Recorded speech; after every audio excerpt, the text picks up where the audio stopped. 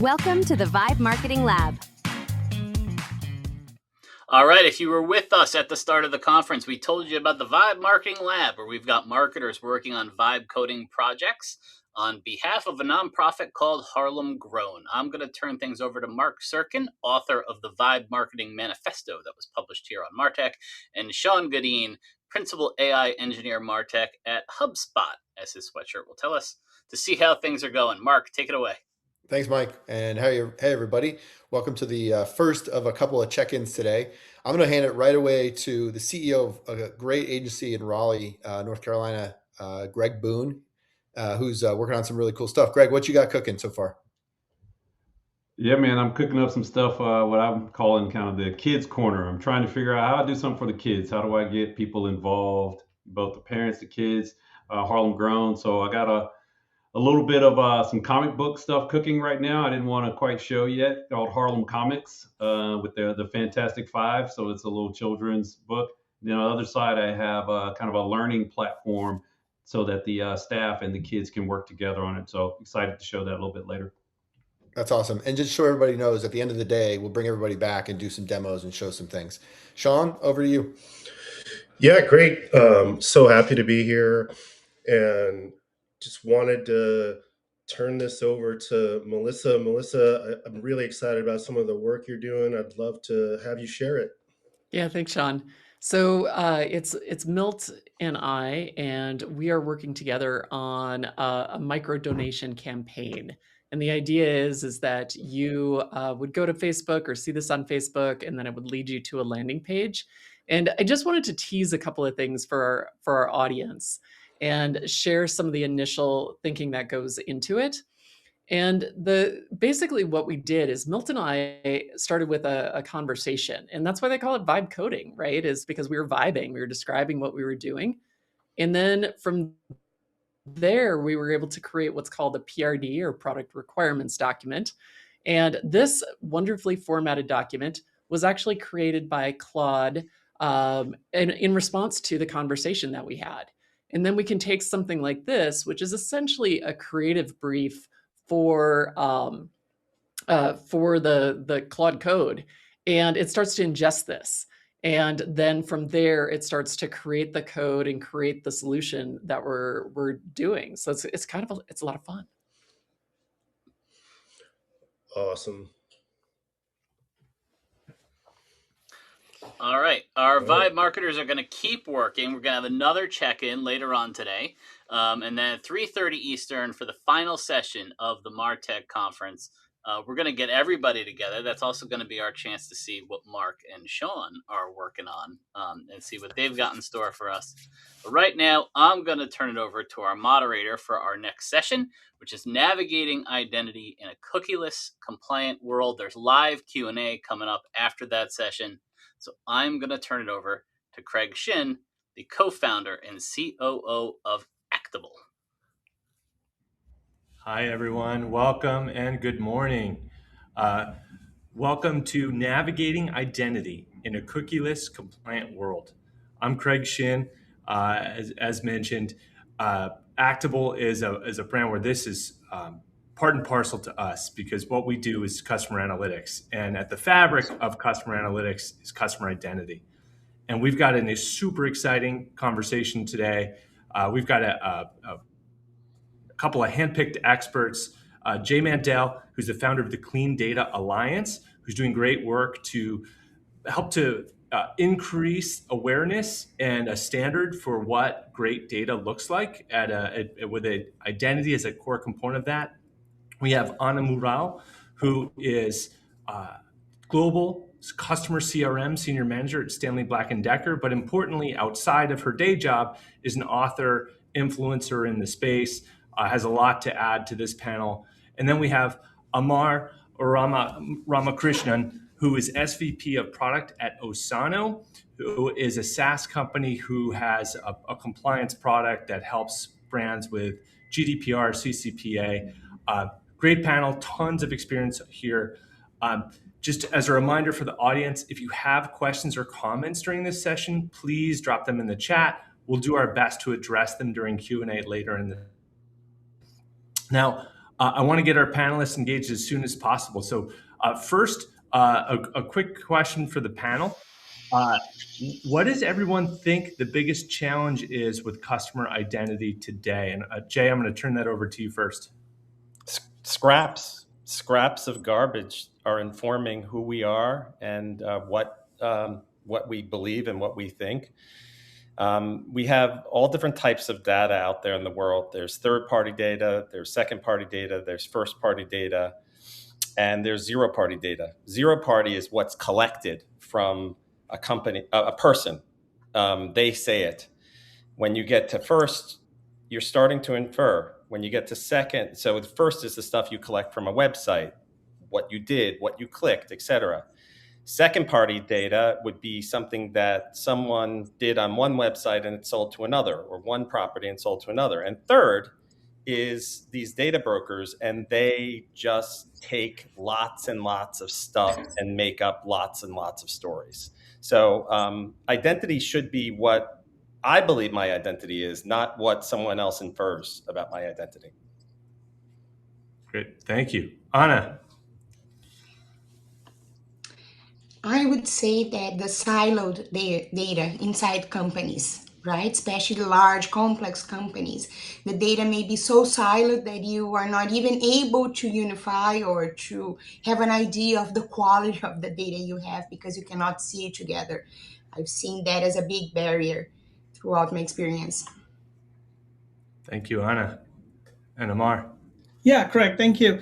And if you don't mind, can you repeat the question again? I think this is a good question. Yeah. The question is, what do you think is the biggest challenge with customer identity today? Yeah, I agree with Jay and Anna. I think for us, what we look at is it feels like if you are running a business, it's all or nothing. You should be allowed to run a business with integrity, earning their trust without either being vilified or being told, oh my gosh, you're in my business. No, we're trying to provide a service.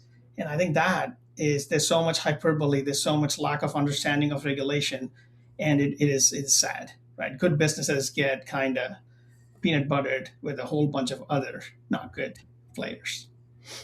All right, well, this is going to be fun. So I'd like to transition to get a little bit of feedback from the audience. First, for the MarTech team, please launch the first poll. I'll take some time to explain to you, the audience, what you need to do. Please enter your first name and click on the Join Audience button. Then click on the polls icon in the top right corner of the video window. You'll see a poll come up on that right side panel of the video window. Please select one option. We're going to give you 20 seconds to everyone to have a chance to respond. And again, I'll repeat it in case anyone wasn't ready for it. You'll be asked to join the audience to participate in this poll. Please enter your first name, click on the Join Audience button, click on the polls icon in the top right corner of the video window. You'll see the poll come up in that right-hand panel. Select one option. Okay, I think that spent us 20 seconds. Let's bring up the results So, all right. In this case, we have a wide variety of answers, which is frankly a little bit unsurprising to me from having seen dozens upon dozens of brands and the way they've approached this. So a little better than a third are using a CDP to define customer identity in the organization. And then about 44% are split between an identity provider and then not knowing what identity resolution really is. So I think we have some education to do in this panel.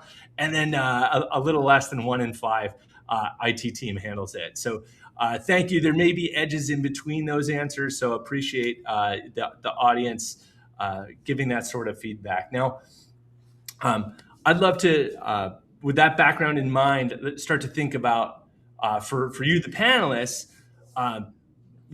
this panel comes up as getting away from third-party cookies, right? And that, for so many brands, can be so daunting. And I want to turn, or Anna, I want to turn this over to you and give us a little bit of context for use cases you've seen with customer identity, perhaps how tools like clean rooms, CDPs interplay with that, and what you might recommend for like brands looking for the quickest time to value. Sure. So I think that clean rooms offer a great way to leverage second party data, as Jay was explaining, because a brand can leverage its own first party data and then safely and securely scrub that data against a publisher or a partner, right? And then the brand can have the opportunity to activate upon that knowledge. So let's say you could brand could scrub the data against a big retailer, a partner, or a publisher, and understand the overlap of their own first party data with that second party data, right? The data from that partner, from that retailer. And for instance, understand that their most loyal customers for the brand overlap with the buyers of a specific product line in the retailer's website. And then you have something that you can activate and test, right? Because then you can go to your partner and say, you know what, let's act upon that overlap that we have on our audiences. And that brings you other ways to enrich your data and to activate your first party data. Again, a data clean room implies that everything that is in there is consented. All data is consented and all data is anonymized. So no partners see each other's data and everything is done safely and with consent. So I see that as a big opportunity. Great. Amar. Yeah. Listen, I was looking at the responses and I was listening to Anna, and I suspect, I'm a little bit of a noob here. I think there's a lot of experts in this room. So I would say she nailed it. But what I would say is it's almost like use the same thing you use as a parent or as a partner, right? Don't try to manipulate people. Don't use dark patterns. Like some of these things are common sense, right? Like it is okay to get consent if you do it with transparency and integrity. And the other one we would tell our customers is trust these regulations. If you actually follow them, you don't have to optimize for consent. That's where you kind of go off the rails. If you act with integrity, you're doing it. And then like Anna said, like it doesn't matter if it's first or third party, people understand. They will give you the freedom. They just need to understand what they're getting in return and that you're being open with them. But I love what she said. Excellent. Jay. Well, thank you for saying that, both of you, because Anna and I go way back. I'm going to try and call you Anna from here on out. I went through our Clean Data Alliance training with her after our prep call, and it reflects what she said. The reality is that companies can and should use second-party data, but they have to be honest about it. And so at the Clean Data Alliance, we have defined a sort of data standard. And we say that the information should be verified, it should be permissioned, it should be longitudinal, which means that it's collected over time, not just a moment in time, and it has to be anonymous. So at the end of the day, that is the standard that we are going for. And a privacy policy is a standard thing that is across the industry.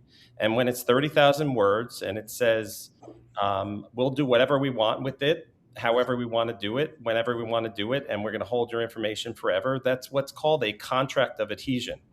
A contract of adhesion is not something that a person willingly agrees to. They have to click it in order to get to the website. And so we're trying to usher in a new era where you can use first party, second party. I wouldn't use third party if I were you. But sorry for the church bells. It's right next door. I can't help that if you hear it. But what I'm basically saying here is that why don't we have something instead of the contract of adhesion privacy policy? Why don't we call it the Human Data Rights Agreement? And the Human Data Rights Agreement will be transparent, it will be forward, and it will be, you'll have a nice, clear language. It will be customer focused, and we'll say, this is what we're doing, this is what we won't do, and this is how you as the customer are central to the way we operate. That's what we advocate for at the Clean Data Alliance. Great. I would add while I wouldn't base identity solely on third-party data, we've seen some nice applications for third-party data for some brands where there might be a paucity of first-party data that we recently had one case study where we worked with a third-party data provider to enrich long-churned customers to understand, who was that customer since, and we actually found a 10% lift in win-backs from that. So there are definitely some utilities for There are third-party some data. utilities. I just want to Yeah. add one thing, Craig, that's what we found. We recently bought from a third-party broker data, and we checked it out for one of our board members, and it had this whole list of things. She loves pets. It's either she loves pets or she doesn't love pets. And she said she doesn't love pets, but the third-party data broker said that she loves pets. So I guess my point is that not all data is created equal. And I agree that there are use cases for third-party data, especially if they're scrubbed through a system like I would imagine your company could do with like deep analytics. But just know that all data is not created equally. That's fair. Yeah, you have to proceed with a degree of caution based on the source of that data. 100%. Well, let's move on to our next question. This is already coming up in this dialogue, but maybe we haven't hit enough on first party data, right? And first party data, the industry, we as leaders in this industry talk about first party data as the holy grail of a post cookie era. But consumers are oftentimes hesitant to share data that they might perceive to be protected, or they don't want to get out there. So what are the most effective value exchange strategies you've seen brands use to earn high quality consent without creating friction in that user experience? And Jay, let's go to you first. Did you ever hear the saying, if you don't know, you better ask somebody? I think they use it in rap songs sometimes, but that's what I'm advocating for. There's a lot of conversation about first party data. As far as I'm concerned, first party data is the data that you observe people doing. So if you observe that someone took an Uber ride from New York to Connecticut, that's all you know. But what if you ask the question, why are you going to Connecticut? That might be a little creepy. But let me ask you this. If you're using a Peloton bike, for example, and you said in the onboarding of Peloton, do you have any injuries? What kind of music do you like? When the person answers that, the value exchange is that they're going to suggest rides that don't compound the injury, and they're going to suggest music that they like. That's zero party data when you ask directly. And so what we advocate for at the Clean Data Alliance is to, when in doubt, ask, and then you'll get truth. And then you could fill in details with first-party data, second-party data, and even third-party data. Okay. Anna. Yes, that's actually an important distinction, Jay. I think we marketers use zero and first-party data interchangeably a lot, right? But the idea here is that you should really ask. So ideally, we should be collecting more of the zero-party data, right? The one where we ask, where did you hear from us, or what did you purchase, or what your interests are, etc. And to Craig's point, I think that there are different value that you can offer, but in my experience, it is really the organic growth that helps the most, that brings, or the organic reach that brings the most qualified data, really, right? So people looking for your brand, and then they have an easy way to sign up, first of all, and to give that data to you.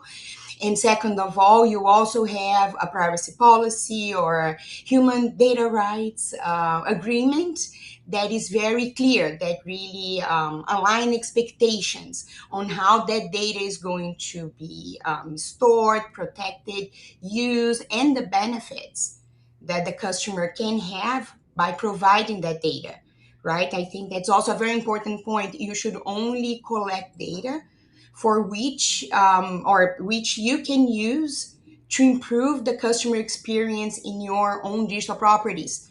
So that's the whole thing. You should be collecting data that you can use to improve the experience, never data that you won't use for that end just because you want to have it. No, just make sure that you can improve the data. You can improve the experience by collecting that data. So I would say that as well. And Amar.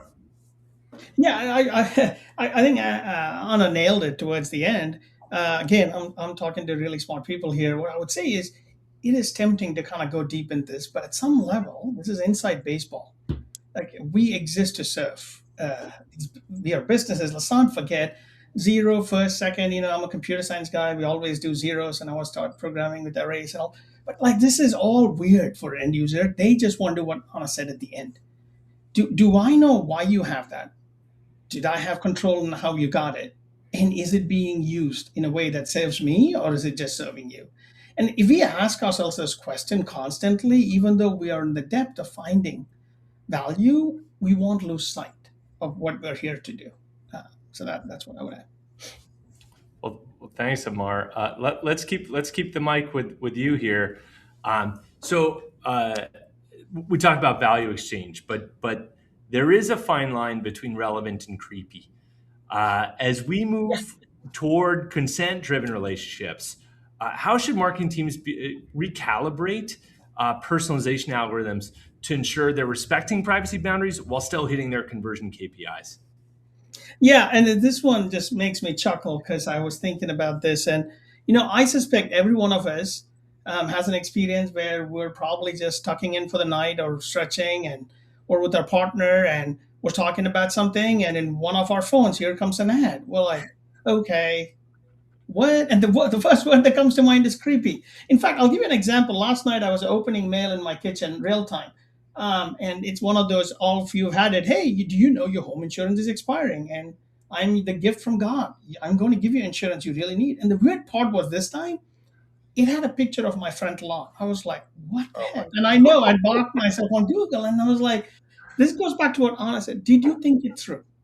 Well, you actually have burned my trust. You didn't need to do this. You just got clever. And now I'm going, why are you sending a picture of my own when you not even earn the right to have a conversation with me? This is a good example of, don't be too clever for your own sake. We're a B Corp at Osano, and there's a lot of words if you go look at the B Labs. But what we are here to say is, we want to help customers, which is our customers, where business say, just act with integrity. Remind people not just once. You might have to remind them a couple times, you gave me consent.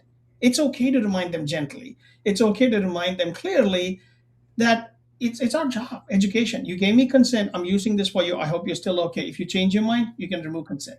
So we give those kind of tools, but I would stop there because I think we shouldn't downplay the audience. They are pretty smart. They can sense relevant versus creepy like that. And I'm on the inside, but boy, that I'm never going to give them my insurance business.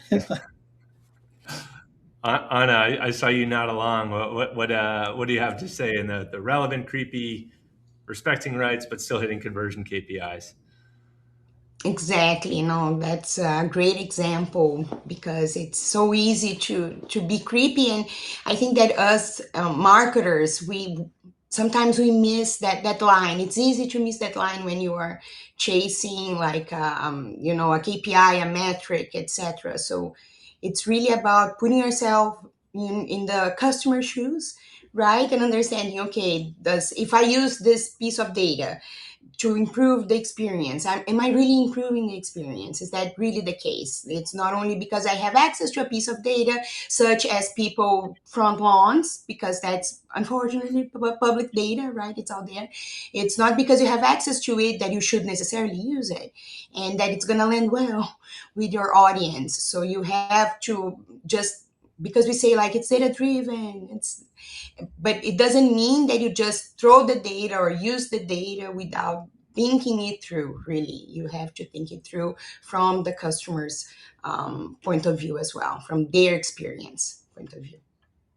Thanks, Anna. And Jay? Users are losers. That was the saying that was for the drug thing. Users are losers, don't use drugs, for anyone that's old enough to remember that.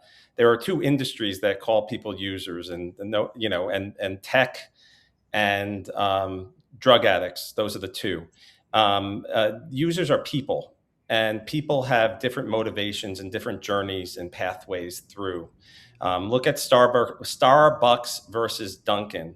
The typical Starbucks customer is mission questing, driven by purpose, status, and elevated experience. A typical Dunkin' person is a quality seeking, driven by inclusion, and they want unpretentious connection and accessibility. What I just talked about here is psychographics, not demographics. It's not a 48-year-old man or woman in New York City. It doesn't matter. There are thousands of people like us, and just because you live in a certain place and you have a certain yard, that's a tactic. If you understand your customer and you align your message with your customer's decision-making process, that's how you build long-term loyalty.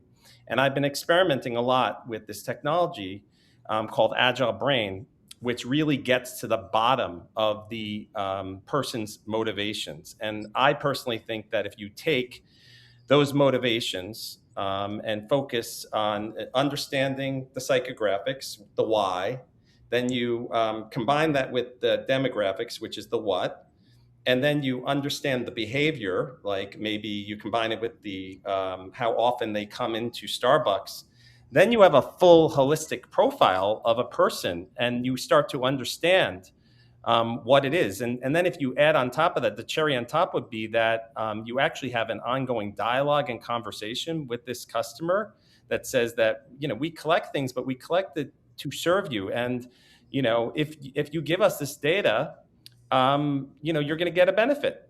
And so that is the ultimate for me. I like that point a lot, Jay, because I think it speaks to first-party data that's derived from potentially interactions. There's ways to maybe think about third-party providers, but as you pointed out earlier, you have to be careful with the data quality on that. But some of that can be derived through a history that you might have with the customer. What value does that brand seek? Which gets at a component of this panel is also compliance, right? So we're trying to achieve personalization. We're trying to drive business outcomes, but there's also privacy laws. There's things like GDPR, CCPA. Their successors have been, for the industry, somewhat of a moving target as new jurisdictions adopt new policies.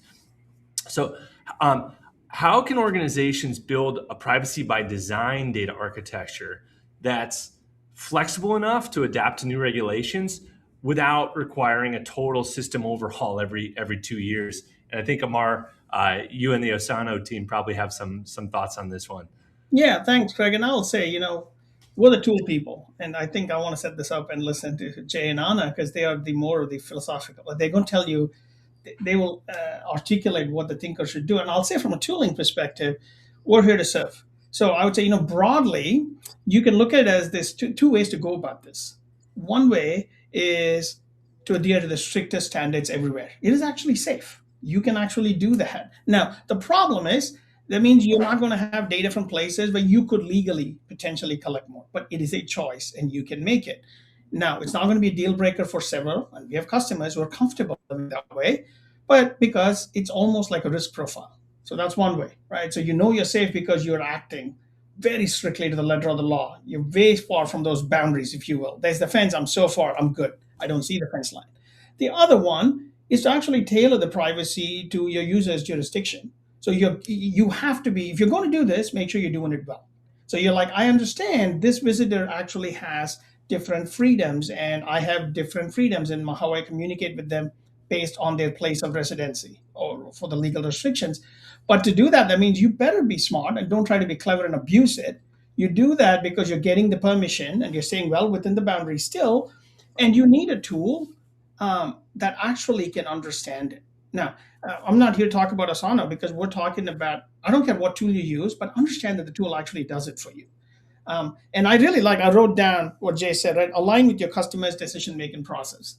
It's funny, like Osano has a guaranteed thing. It's not about the money. What we do is that says we have skin in the game. It's our way of deliberately saying we align with you in the decision-making process to say, how do we get on your side? So for me, before I turned on, I would say think about tailoring your data architecture. Think about who you have in your team, who are the thinkers, what tools they have, and if you have to pick one, start conservative. But if you're comfortable, you understand, and you have the right tools, be deliberate, be diligent, never stop communicating. But you can also be different. You can customize the tool to give you the right data in the right place with full transparency. Thanks, Amar. Well covered from a tool perspective. Anna, I'd love to hear your thoughts. Privacy by design. You've been at so many brands, global brands, where so many jurisdictions have touched. Any best practices you've learned along the way? Yes, data governance, right? So those things need to be kind of explained and shared, especially with marketers, because marketers are the closest ones to how data is collected and then activated, right? So data governance also ensures that not only the platforms take care of it, because it does for sure, but then at the point of collection, you also had the proper consent, right? And that was captured, and there was a timestamp on it. So those are the things that the governance really captures and shares throughout the teams. And in my case, at least in my experience, having the marketers have skin in the game also helped a lot.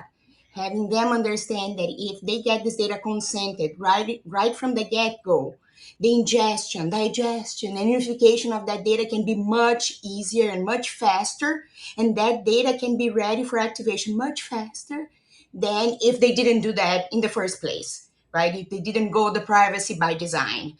So and we had like ways to help them see it and to facilitate activation if they were compliant versus not compliant. And that really helped, I think, drive the point home, at least for marketers. So that's my experience. It's a great point. I never thought data governance would be like a sexy topic when I went into this industry, but it's so important. We have a project right now with a publisher who's building AI tool sets on proprietary data that they've collected via research, all their articles. They have like 20 something brands. How do you think about, well, how does that AI cross those different brands for the purposes of employee smarts or a user experience? You have to get that right up front. But yeah, and thanks, Jay. Your thoughts on this privacy by design, how we balance? Yeah, I mean, I love it because I start with an answer in my mind, and then everyone builds to the answer. It's like, thank you. This is a very well selected panel. Governance is ownership. Okay. And so, yes, you can have a proper governance committee. Believe me, I worked at big companies. I was on the digital initiation committee. Any digital project that happened at MasterCard, I sat on the committee that reviewed it for my period of time. And you could say yes, or you could say no. And you have to give a reason. And there has to be a person behind it. Now, a lot of the people that are listening to this or watching this come from companies of all different sizes. And if you have a company that's a little bit smaller and you don't have an individual who has skin in the game, who is personally accountable for the voice of governance, then you don't really have much. You can't just put a tool in place and think this is all going to work out. This is a strategic decision. And the other thing I'll add to this is it's not just about governance. The word compliance is thrown out a lot. And if you don't look at it as compliance and you look at it as an opportunity to get closer to your customer, to serve your customer, then the whole thing shifts. If anyone has done therapy, you might have learned that two things can be true at the same time. And, you could imagine it as, oh my God, this is a horrible thing. We need to be compliant. Or you could look at it and say, wow, what an opportunity to get to know the customer, to serve them, to meet their needs, to give them something of value through data, to not creep them out with a silly ad that shows their tactic of their front yard. No one wants to see that. I want to see a company that if an incident happens, for example, and there's a hack, There should be a person with a name and a title that is signing the letter that said, you've been hacked and this is what we're doing about it. When the company writes the note, or the university or whoever it may be, and it says, we've outsourced this data breach compliance to some company, and we're sending you access to, you can get your Experian credit report. That doesn't make me feel good about anything. So it is about ownership, and it is about looking at it as an opportunity, not as a compliance loop that you have especially when it shows up a year late, Jay. Hey, yeah, well, that's true. And well, a year later, use this. I'm not naming names, but this has happened a lot in the last year. So I just checked the questions from the audience, and they're piling in. Reminder, audience, start to get any questions in. Give as much time as possible to those, but if each of you panelists could take 20, 30 seconds and say, what's one tip you want to leave the audience with today? And Jay, let's start with you. One tip is don't underestimate your audience, and try to bring psychographics into the conversation. I don't disagree with anything that was said by anyone on this panel. We have a bunch of ethical marketers that are doing great things. We are not at the Clean Data Alliance here to tell you need to stop doing things that are common best practices in the industry today. But keep your eyes open, because customers are much smarter these days. And the types of things that the industry has done for the last 20 years are starting to smell.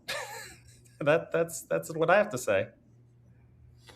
Well, Amar, let's go to you next. Well, I would say, you heard it first here, folks. Data governance is the new sexy. No, it's not. We're insider. So jokes aside, I would leave us with two thoughts. I would say number one is data privacy is marketing's remit. It's not outside. In fact, I would even say, think about earning your, I'm going to use the word person, not user, because Jay has educated me. Think about understanding, earning your customer's trust. It's kind of like building character. It's built very slowly. It's easy to burn it down in an instant. Trust is accumulated slowly. It's destroyed quick. But you can do it, but also it is the most valuable currency. So don't forget that. You have control over it. And two, it's not a zero-sum game. Proactive privacy and trust do not have to come at the odds of marketing outcomes. Find a good partner, believe that you can do it, and you can do it. Those would be my two takeaways. That's great, Amar. And Anna? And mine is going to be marketers. Read your privacy policy, because the privacy policy is how you align the expectations with your customer. So read it. Understand what they expect from you when you are collecting their data. I think a lot of marketers do not read their own privacy policies, and they could actually learn from it. So that would be my tip. Well, thank you all so much. This has been an awesome discussion. I want to move to the audience Q&A because we got a bunch of questions come in. So I'm gonna tab over and do some reading right here. Let's see. In the order they came in, this first one is maybe more of a B2B question, but as we move into an agentic world, should we be treating leads generated by third-party LLM agents the same as human-generated leads? And is there a point where we need to distinguish between an LLM agent and a human in our identity and compliance frameworks, or should they be treated as one and the same?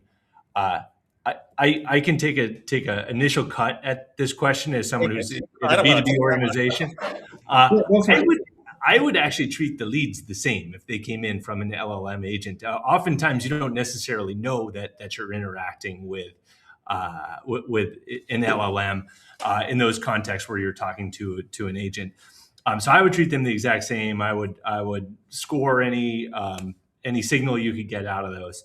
But there's maybe a second question that's implied there, which is, we think of agents as predominantly internal or personal assistants, but increasingly we're seeing people using agents to shop on our behalf. We see OpenClaw and what's happening with agents kind of almost autonomously making decisions on behalf of people. And I will admit I have not gotten my head around, well, how do we treat those? Are those individuals? Are those agents? I'd be curious to turn that over to the panel. I hope I've addressed the first one. Let me know if you disagree, panel, but I'd be interested I have in a thought. I second. mean, I said at the beginning, I think probably the first thing I said is garbage in, garbage out. Leads in general are really tough.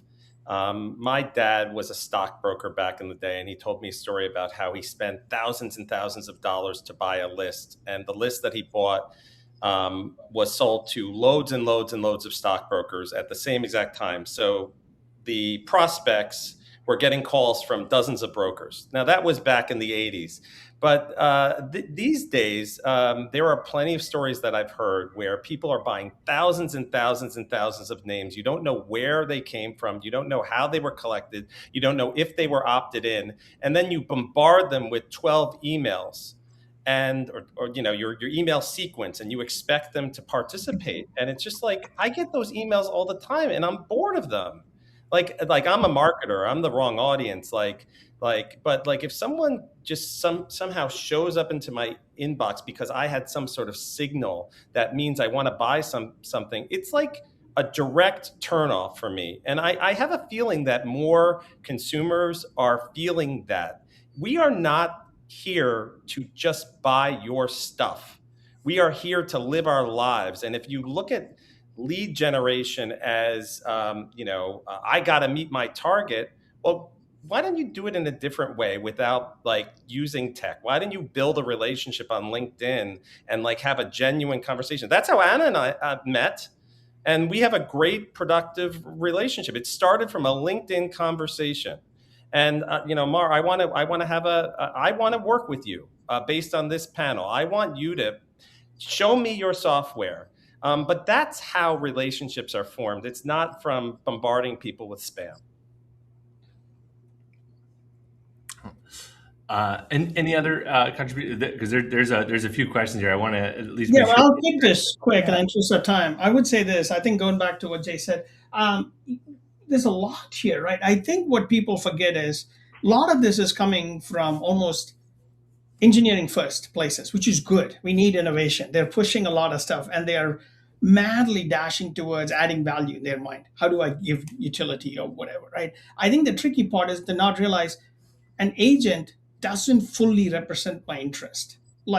Not all stores are equal. Yes, I love the fact that you can shop for me without friction, but store A is very different. They know me. I might give you different credentials and freedom. Store C, I don't know.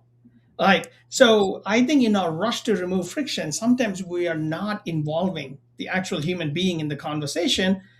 And I think we're all struggling with this, Craig. I think we browsers, we didn't see the model coming. We all kind of do, but I think this time it's different. So I think we need to have more of these conversations. Let trust people, bring them into the conversation. Don't just give them and condescend to them and say, it's okay, this will work for you, Well, this is really great. I want to give, there's one direct question I'm going to jump to for Anna. So Anna, this was one that came in for you. What best practices have you found most effective for unifying and harmonizing data across systems while ensuring the data remains accurate and trustworthy? That in 60 seconds so we can wrap on time. Exactly. That's a great question. So in a nutshell, in my experience, it was all about bringing the people that are going to use the data to the discussion. Right? So in our case, we're talking about customer data. So we brought the marketers to understand how is it that we were doing the unification to help us actually qualify, right? The data come from different sources of data. So is there a source of data that has more quality, better quality, has better data that's going to help the activation? So we involved them in those discussions, and that really helped. Right? Because again, they are the closest to collecting the data, and they are the ones that are going to use that data for activation, to delight, to engage the customer. So they should have that skin in the game. So in my experience, that's what really helped. And if you want to talk more, you can find me on LinkedIn as well, and we can continue. Thank you, Anna. And thank you to the audience for joining us. There's a bunch of great questions in there we didn't get to. Kathy, maybe I'll work with you to see if there's ways to follow up on some of those offline. But thank you for joining us. Thank you to our panelists. For the audience, please take a moment to rate this. I know that the MarTech team takes those ratings seriously in evaluating content for future events like this one. And then for the audience, please click the red button in the Dig Deeper tab to get to your next session. And again, thank you to everyone for participating today. Thank you, Craig. Have a great day.